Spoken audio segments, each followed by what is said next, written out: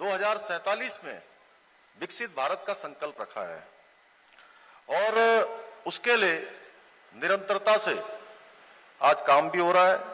परंतु भारत को विकसित राष्ट्र बनाने के लिए हम सबको भी उस दिशा में कार्य करना होगा, बहुत काम करना होगा। और इस ध्येय को पूरा करने में अगर किसी की सबसे महत्वपूर्ण भूमिका होने वाली है, अगले 25 साल जिनके कंधों पर है, तो वो कोई और नहीं है, हमारे देश के जो आज युवा धर्म संसद में शामिल होने वाले आप सब युवा भाई बहन हैं। और कोई भी राष्ट्र, चाहे वो आर्थिक रूप से आगे बढ़े, सामाजिक रूप से आगे बढ़े, राजनीतिक रूप से, सांस्कृतिक रूप से, वो तभी विकसित हो सकता है जब तक वहां की युवा शक्ति संगठित और आत्मनिर्भर और राष्ट्रवाद की भावना से प्रेरित न हो, युवा शक्ति का हर क्षेत्र में अपना योगदान न हो। जिस तरह से इंजन को चालू करने के लिए भाइयों बहनों ईंधन की आवश्यकता होती है, उसी तरह राष्ट्र की प्रगति को सुनिश्चित करने के लिए भी युवा शक्ति की ताकत, उनकी इनोवेटिव सोच और उनकी प्रतिभा की आवश्यकता होती है।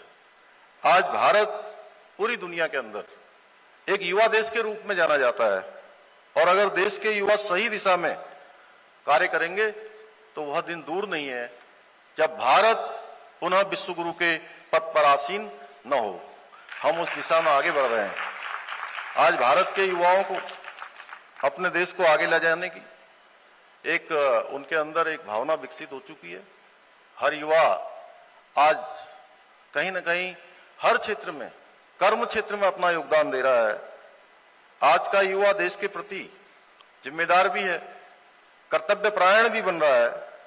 मेरा मानना है कि ये हमारी जो युवा धर्म संसद है, ये भारत को विकसित राष्ट्र बनाने के संकल्प को मजबूत करने की दिशा में एक मील का पत्थर साबित होगी और यहां से निश्चित रूप से विकसित भारत के संकल्प को मजबूती मिलेगी।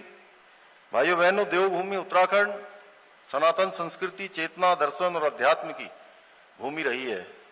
आदि गुरु शंकराचार्य जी हों, स्वामी विवेकानंद जी सहित अनेक महापुरुषों एवं आध्यात्मिक गुरुओं ने इस पावन भूमि में तपस्या की है, ज्ञान की प्राप्ति की है, अपने आप को साधा है।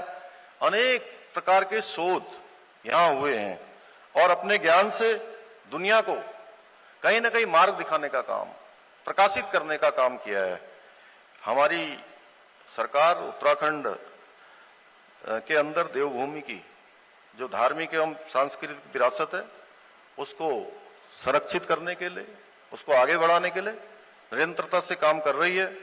मुझे ये बताते हुए आप सबको खुशी हो रही है कि पिछले दिनों मंत्रिमंडल की बैठक में हमारी मंत्रिमंडल ने दून विश्वविद्यालय में सेंटर फॉर हिंदू स्टडीज की पढ़ाई शुरू करने का भी निर्णय लिया है।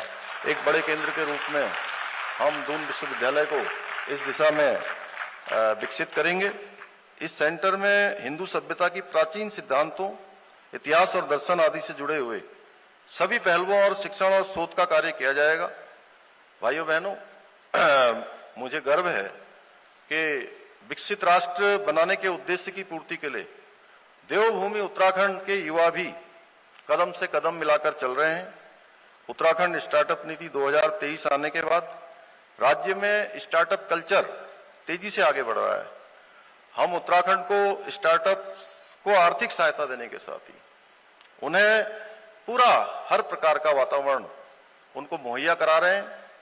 हमने राज्य में 1100 से अधिक स्टार्टअप्स को मान्यता देते हुए अत्याधुनिक 15 इंक्यूबेटर सेंटर भी स्थापित किए हैं। खाद्य प्रसंस्करण हो, कृषि, आईटी, एआई, जैव प्रौद्योगिकी, स्वास्थ्य और कल्याण जैसे क्षेत्रों में उत्तराखंड ने स्टार्टअप्स में महत्वपूर्ण प्रगति की है। मेरा मानना है कि देश के युवाओं में पर्याप्त सामर्थ्य और ऊर्जा है। उनका सही मार्गदर्शन ही हमारे देश के उज्जवल भविष्य की कुंजी है। आप सभी युवा न केवल समाज की सेवा में समर्पित हैं, बल्कि भारतीय संस्कृति के संवर्धन के लिए भी आप संकल्पबद्ध हैं। मैं विभिन्न विश्वविद्यालय से आए हुए आप सभी प्रतिभावान युवाओं के आज के इस अवसर पर यह अपील करना चाहता हूं कि आप जिस क्षेत्र में भी जाएं, आप जो भी फील्ड चुने, जहां भी आप कार्य करें, आप सदैव आपके मन में हमेशा ये ध्यान रखना चाहिए कि राष्ट्र प्रथम है। आपके प्रत्येक कार्य से आपकी निजी प्रगति होने के साथ साथ ही देश के विकास में भी आपका योगदान अवश्य हो। आप देश के लिए भी कुछ करें। आप लोग अब अधिकांश हमारे युवा नौजवानों की ये ऐसी आयु है कि जिस पड़ाव में है वो आपके करियर के लिए भी ये बहुत ही महत्वपूर्ण पड़ाव है। मैं तो आप सबसे यही कहूंगा कि आप सब लोग इस समय में जो भी ठान लेंगे, जो भी आप संकल्प कर लेंगे, और संकल्प में कोई विकल्प नहीं लाएंगे।